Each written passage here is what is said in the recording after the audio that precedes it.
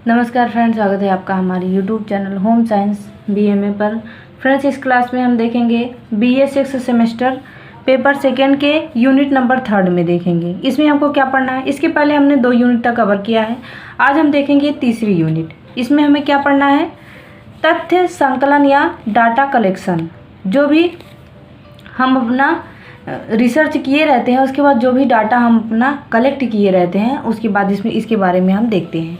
तो यह तथ्य संकलन अनुसंधान प्रक्रिया का एक महत्वपूर्ण चरण होता है। कोई भी अनुसंधान कार्य तब तक पूरा नहीं हो सकता जब तक तथ्यों को संकलित ना किया जाए।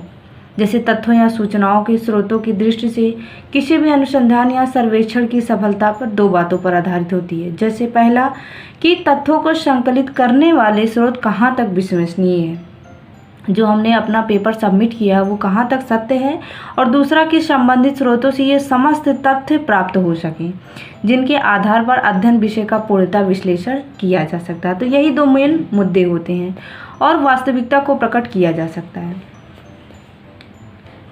तो इस तरीके से आपने देखा तथ्य के संकलन के 2 स्रोत हैं, एक प्राथमिक स्रोत तथा दूसरा द्वितीयक स्रोत। तब हम प्राथमिक और द्वितीय स्रोत के बारे में देखेंगे।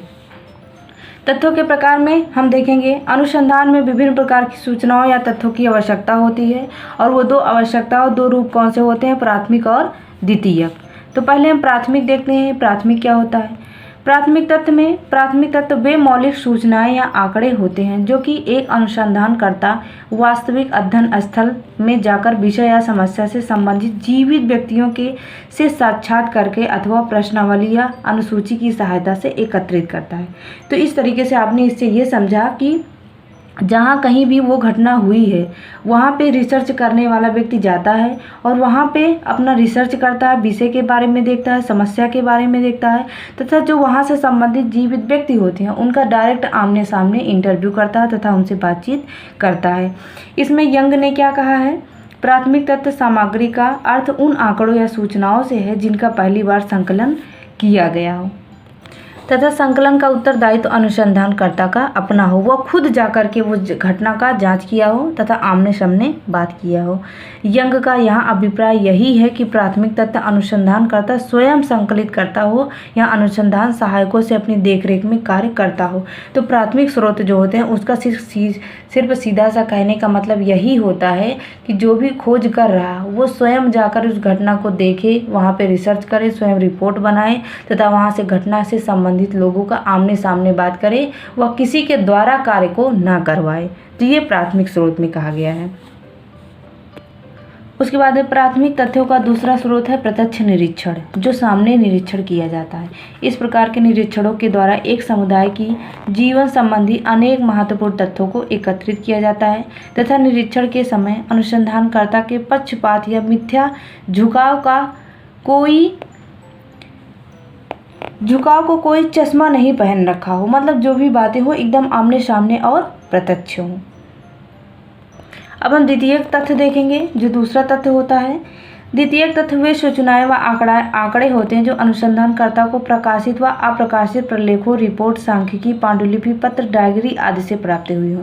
तो आपको सीधा सा अंतर समझ में आ गया। उसने खुद जाकर के प्राथमिक वाले में खुद जाकर के उसने स्वयं से जांच की थी, और द्वितीय वाले में उसको कहीं से लिखा हुआ वो प्रमाण में मिल गया है तो उसके बारे में उसने जाँच किया है। द्वितीयक तथ्यों की उल्लेखनीय विशेषता यह होती है कि ये तथ्य सूचनाएं या आंकड़े स्वयं अनुसंधानकर्ता अपने कार्य में उपयोग करने के लिए एकत्रित कर लेता है। द्वितीयक तथ्यों के भी 2 प्रकार होते हैं। द्वितीयक तथ्य के 2 प्रकार कौन से हो गए? पहला है व्यक्तिगत प्रलेख, जैसे आत्मकथा, डायरी, पत्र, ये किसी व्यक्ति के व्यक्तिगत हो सकते हैं। और दूसरा सार्वजनिक में क्या होगा, जैसे रिकॉर्ड हो गया, पुस्तक, जनगणना रिपोर्ट, विशिष्ट कमेटियों की रिपोर्ट, समाचार पत्र व पत्रिकाओं में प्रकाशित सूचनाएं आदि।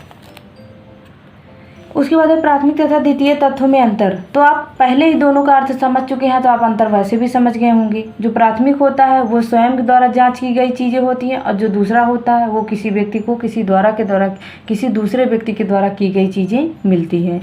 यह तो प्राथमिक और द्वितीय तथ्य में कोई विशेष अंतर नहीं है, लेकिन कुछ अंशों का अंतर है। जैसे जो तथ्य सूचनाएं एक व्यक्ति या संस्था के लिए प्राथमिक हैं, वही तथ्य दूसरे व्यक्ति या संस्था के लिए द्वितीयक हो जाते हैं। जैसे भारत सरकार के जनगणना संबंधी आंकड़े जनगणना विभाग के लिए तो प्राथमिक है, लेकिन ये आंकड़े उस व्यक्ति के लिए द्वितीयक है जो इसका उपयोग अन्य अध्ययनों में करता है।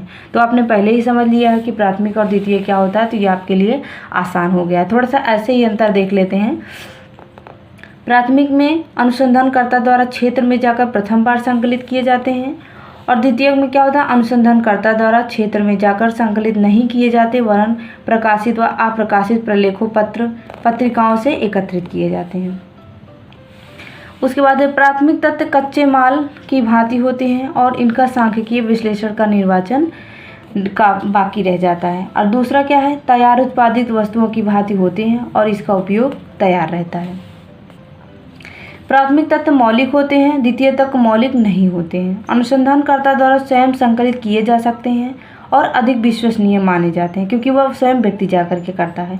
इनकी विश्वसनीयता संकलित की जाने वाली संस्था या व्यक्ति की ख्याति के अनुसार आंकी जाती है। प्राथमिक तथ्यों को संकलित करने में अधिक धन व समय लगता है, और इसमें क्या है, इसमें हमको कहीं पे मिला और हमने उठा करके ले लिया, तो उसमें ज़्यादा खर्चा नहीं लगता है। उसके बाद हम देखते हैं तथ्य संकलन के स्रोत।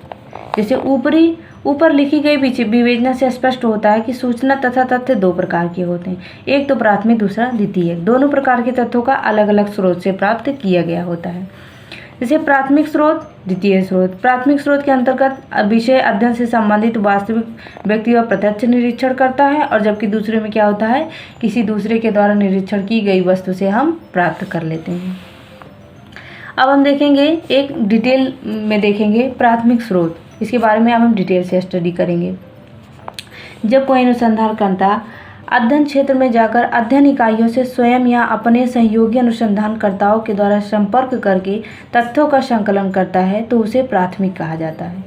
इस प्रकार के एक विषय से संबंधित जीवित व्यक्ति व घटनाएं ही होती हैं जो प्राथमिक होती है, जिसमें अनुसंधानकर्ता अपनी आवश्यकता अनुसार तथ्यों को एकत्रित करता है, और अनुसंधानों में प्राथमिक स्रोतों का बहुत अधिक महत्व होता है। उसके बाद देखेंगे श्रीमती यंग के द्वारा प्राथमिक सूचना के स्रोत निम्नलिखित। अब जो प्राथमिक सूचना होती है उसके क्या क्या स्रोत होते हैं। सबसे पहला है प्रत्यक्ष निरीक्षण। प्रत्यक्ष निरीक्षण मतलब हम खुद जाकर के डायरेक्ट वहाँ पे ऑब्जर्वेशन किए हुए हैं। प्राथमिक तत्वों के संकलन का एक स्रोत, साधन या पद्धति प्रत्यक्ष निरीक्षण होता है। प्रत्यक्ष निरीक्षण में क्या होता है, हमें सब कुछ सामने पता चल जाता है। इसमें अनुसंधानकर्ता स्वयं क्षेत्र में जाकर घटना स्थल पर संबंधित वस्तुओं, घटनाओं, व्यवहार आदि का प्रत्यक्ष तौर पर निरीक्षण या अवलोकन करके सूचनाओं को एकत्रित करता है। उसके बाद दूसरा है अनुसूची। यह भी प्रश्नावली के समान होती है, लेकिन अंतर यह होता है कि इसमें अनुसंधानकर्ता स्वयं क्षेत्र में जाकर सूचनाकर्ताओं से संपर्क स्थापित करके उनसे उत्तर प्राप्त कर सकता है और प्राप्त उत्तरों को निर्धारित स्थानों पर भर देता है। इस प्रकार अनुसूची प्रश्नावली की भांति डाक द्वारा नहीं भेजी जाती है, तो ये डायरेक्ट अनुसूची हो गई। उसके बाद अगला क्या है, प्रश्नावली। इसके बारे में देखें, जब अध्ययन क्षेत्र इतना विस्तृत हो जाता है कि अनुसंधानकर्ता के लिए संभव नहीं होता है, तो वह विषय से संबंधित अपने प्रश्नों का उत्तर सूचनाकर्ताओं से स्वयं संबंध स्थापित करके प्राप्त करता है। तो वह प्रश्नों की एक सूची डाक द्वारा सूचनाओं के पास इस अनुरोध के साथ भेज देता है कि उस प्रश्नों का उत्तर भरकर उन्हें लौटा दिया जाए। तो इस तरीके से आप देख रहे हैं कि जब कोई क्षेत्र विस्तृत हो जाता है तो वह एक व्यक्ति के लिए बहुत जल्दी कर पाना या कम समय में कर पाना संभव नहीं होता है। तो वह जब किसी दूसरे व्यक्ति की मदद लेता है तो उसमें क्या होता है, प्रश्नावली अपने क्वेश्चनों को भेजता है और कोई व्यक्ति जो होता है उसको ऑब्जर्वेशन करके उसको वो रिटर्न में उसका आंसर भेजता है। उसके बाद अगला है साक्षात्कार। इसमें क्या होता है, प्राथमिक सूचनाओं को प्राप्त करने का एक और प्रमुख साधन होता है जो स्थानीय व्यक्तियों से स्वयं मिलकर व उनसे बातचीत करके विषय से संबंधित तथ्य को एकत्रित किया जाता है। साक्षात्कार मतलब डायरेक्ट किसी व्यक्ति से सामने इंटरव्यू व आपस में बात करना। स्थानीय व्यक्ति उसे विषय के साथ अधिक समय से घनिष्ठ रूप से संबंध होने के कारण उसके विषय में अधिक निर्भर योग्य व वास्तविक जानकारी रखते हैं। इसमें क्या होता है कि घटना से संबंधित कोई व्यक्ति किसी व्यक्ति के पास जाता है और उससे डिटेल में क्वेश्चनिंग करता है, आमने सामने बात करता है, तो ये ज़्यादा विश्वसनीय होता है क्योंकि जो बताने वाला व्यक्ति होता है वो उस घटना से काफ़ी संबंधित होता है। उसके बाद आगे है तो उपयुक्त विवेचना से क्लियर हो जाता है कि जो प्राथमिक स्रोत है उसके अंतर्गत जो अनुसंधान करता होता है उसकी सारी मेहनत खुद की होती है। वह जो भी देखता है, जो भी सुनता है, जो भी इकट्ठा करता है या जो कुछ क्वेश्चन पूछता है, इंटरव्यू करता है, वो सारी उसकी खुद की मेहनत होती है। अब इसके गुण के बारे में देखेंगे कि प्राथमिक स्रोतों के क्या गुण होते हैं। सबसे पहले अधिक निर्भर, योग्य व विश्वसनीय होते हैं। क्यों होते हैं? क्योंकि वह व्यक्ति स्वयं जाकर के उस घटना को या संबंधित व्यक्ति से बातचीत करके वो एकत्रित किया होता है। उसके बाद है परिवर्तन संभव, क्योंकि वह खुद जाकर के वहाँ पर देखा है। अगर उसको ये सही नहीं लग रहा है तो दोबारा जाकर के उससे बात करेगा, जांच करेगा। अगर वो गलत हुआ तो उसमें वो परिवर्तन करके उसको सही कर सकता है। उसके बाद अगला है आंतरिक व गुप्त तथ्यों की प्राप्ति। क्यों? क्योंकि वह व्यक्ति स्वयं जा रहा है वहाँ पे बातचीत करने, जांचने, परखने, इसलिए जो आंतरिक गुप्त बातें होती हैं उसकी भी जानकारी मिल जाती है। उसके बाद विस्तृत व फैले हुए क्षेत्र से तथ्यों की प्राप्ति। इसमें क्या है, जो विस्तृत व फैले हुए क्षेत्र होते हैं ज़्यादा दूर तक सूचनाएं या तथ्यों की प्राप्ति हो सकती है। उसके बाद तथ्यों की मौलिक रूप में प्राप्ति। जो तथ्यों की मौलिक जो डायरेक्टली होती है उस रूप में हमें प्राप्ति हो जाती है। उसके बाद विषय से संबंधित सूचना की प्राप्ति। जो विषय होती है उससे संबंधित जो भी सूचनाएँ होती है वो डायरेक्टली हमें प्राप्त हो जाती हैं। उसके बाद हम देखेंगे जैसे जहाँ लाभ होता है वहाँ हानि भी होती है। तो अभी तक हमने इसके लाभ के बारे में देखा। अब कुछ हानियाँ भी होती हैं, क्योंकि कोई भी चीज़ इतना परफेक्ट नहीं होता कि इसमें कोई कमी ना हो। तो अब हम देखेंगे प्राथमिक स्रोतों की कुछ सीमाएं या कुछ दोष होते हैं, कुछ कमियाँ इसमें भी हैं, वो कमियों को देखेंगे। जैसे व्यक्तिगत पक्षपात की संभावना। जैसे किसी व्यक्ति से जाकर के हम बात कर रहे हैं, दो व्यक्ति से, तो वो कुछ और कह रहा है, वो कुछ और कह रहा है, तो इससे हम व्यक्तिगत पक्ष को लेकर के किसी डिसीजन पर नहीं पहुंच सकते हैं। उसके बाद है केवल वर्तमान से संबंधित सूचना की प्राप्ति। जो अभी तुरंत हुआ है उसी से संबंधित सूचना हमें मिल सकती है, पहले की नहीं मिल सकती है। अध्ययन में एक जैसे स्तर का अभाव। जो हम अध्ययन कर रहे होते हैं उसमें जो स्टैंडर्ड जो लेवल होता है वो लगभग एक जैसा होता है, थोड़ा बहुत उतार चढ़ाव होता है, बाकी जो उसका लेवल होता है वो एक जैसा होता है। उसके बाद अगला है तथ्यों की स्वाभाविकता में परिवर्तन। जो तथ्य होते हैं उसकी स्वाभाविकता मतलब जो हमें दिखाई देता है कभी कभी वो भी सही नहीं होता है, जैसे वैज्ञानिक एवं तथ्यों की स्वाभाविकता की दृष्टि से उचित नहीं होता है। उसके बाद अगला है इसमें क्या होता है, अधिक समय, धन व शक्ति की आवश्यकता होती है। अधिक समय लगेगा क्योंकि व्यक्ति जाकर के स्वयं जांच कर रहा है, धन की भी आवश्यकता पड़ेगी और शक्ति की भी आवश्यकता पड़ेगी। अब हमने पहले देख लिया प्राथमिक स्रोत, अब द्वितीय स्रोत के बारे में देखेंगे। द्वितीय क्या, प्रलेखी स्रोत। ये कौन से स्रोत होते हैं इसके बारे में तो आप देखिए, आप पहले ही समझ चुके हैं, बस थोड़ा सा देखेंगे। द्वितीय या प्रलेखीय स्रोत वे स्रोत होते हैं जो प्रकाशित, अप्रकाशित समस्त लिखित सामग्री प्रतिनिधित्व करते हैं। जो भी किसी के द्वारा लिखी गई, एकत्रित की गई होती है उसको हम इकट्ठा करते हैं, जिसके माध्यम से अनुसंधानकर्ता को अपने विषय से संबंधित अनेक महत्वपूर्ण सूचनाएं व आंकड़े प्राप्त हो जाते हैं। जैसे एग्जाम्पल के लिए जनगणना रिपोर्ट में हम देश की जनसंख्या आदि विषयों के संबंध में जो गणनात्मक तथा व्यक्तिगत आंकड़े व सूचनाएं प्राप्त हो जाते हैं उन्हें एकत्रित करना किसी भी व्यक्तिगत या सामूहिक अनुसंधानकर्ता के लिए संभव नहीं होता। जैसे किसी पूरे भारत की जनगणना करने के लिए कह दिया जाए तो हम कर सकते हैं, या किसी व्यक्तिगत एक व्यक्ति के लिए संभव नहीं होता है।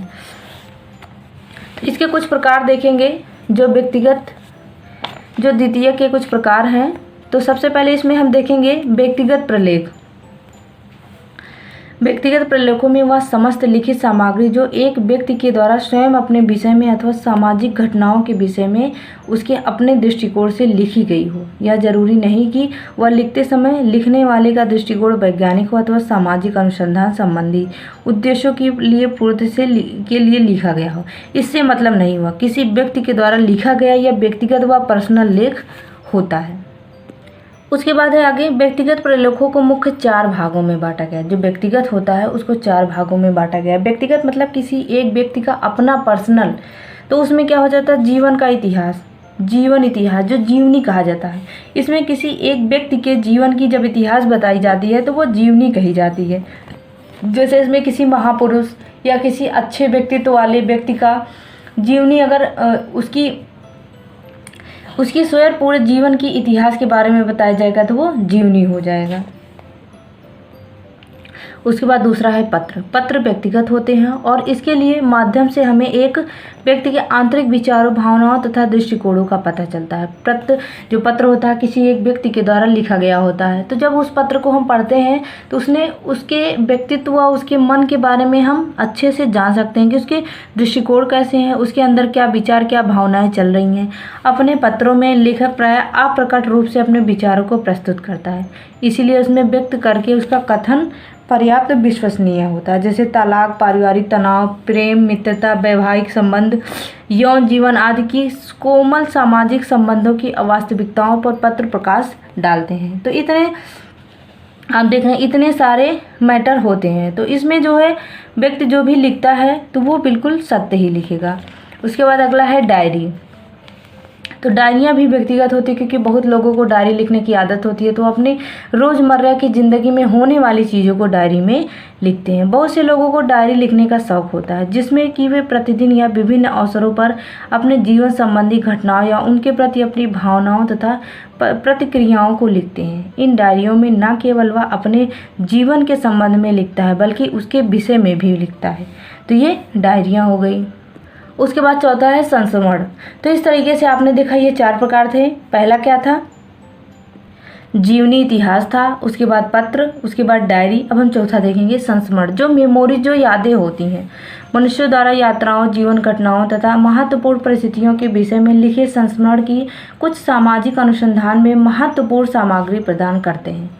प्राचीन काल में इस प्रकार की यात्रा वर्णनों तथा संस्मरणों ने बहुत महत्वपूर्ण ऐतिहासिक सामग्री प्रदान करके तत्कालिक सामाजिक व सांस्कृतिक अवस्थाओं का विस्तृत प्रस्तुत करने में अत्यधिक सहायता दी है। जैसे जो मेमोरीज होती है, जैसे हम कहीं घूमने जाते हैं तो अब तो मोबाइल का ज़माना है तो हम फ़ोटो ले लेते हैं, वीडियो बना लेते हैं, लेकिन पहले ऐसा नहीं था। तो पहले जो लोग कहीं घूमने जाते थे तो मेमोरियों को अपने कागज़ पत्रों में कहीं ना कहीं वो लिख लेते थे, तो वो उनकी मेमोरी हो जाती थी।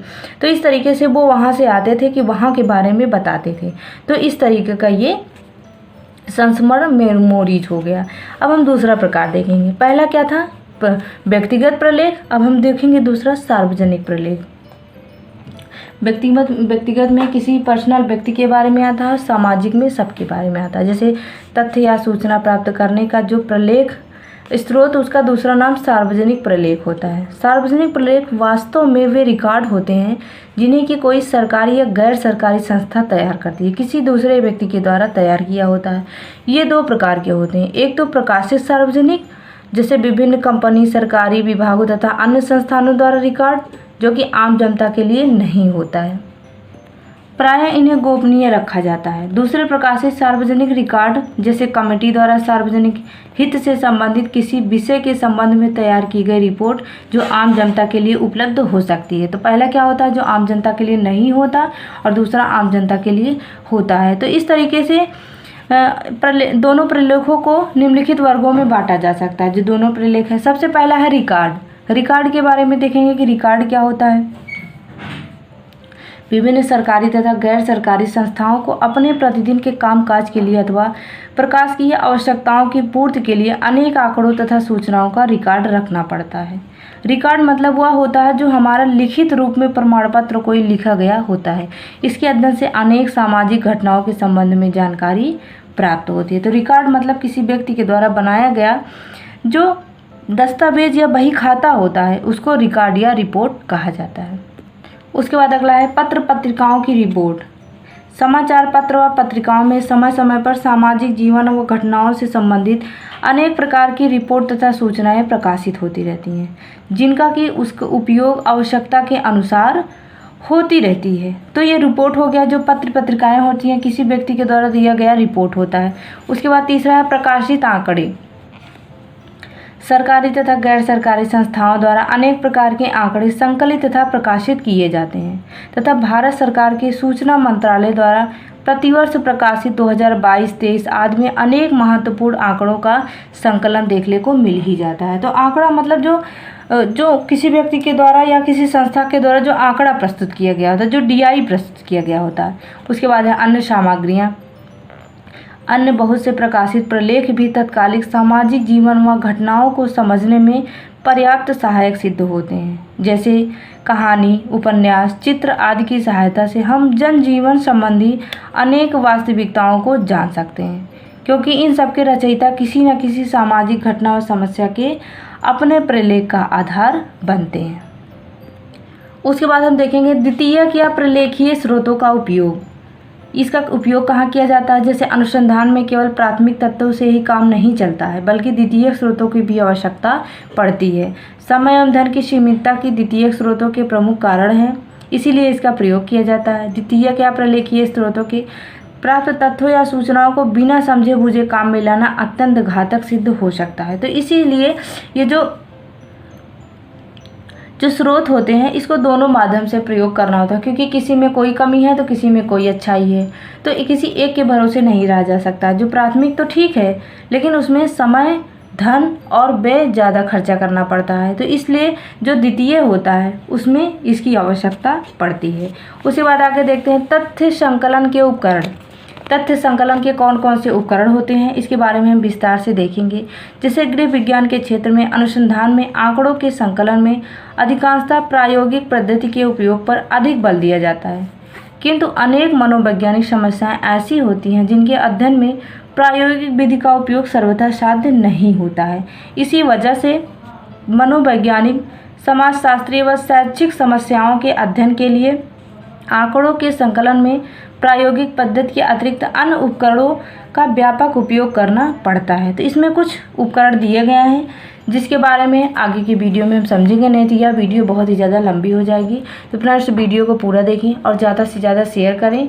वीडियो देखने के लिए धन्यवाद।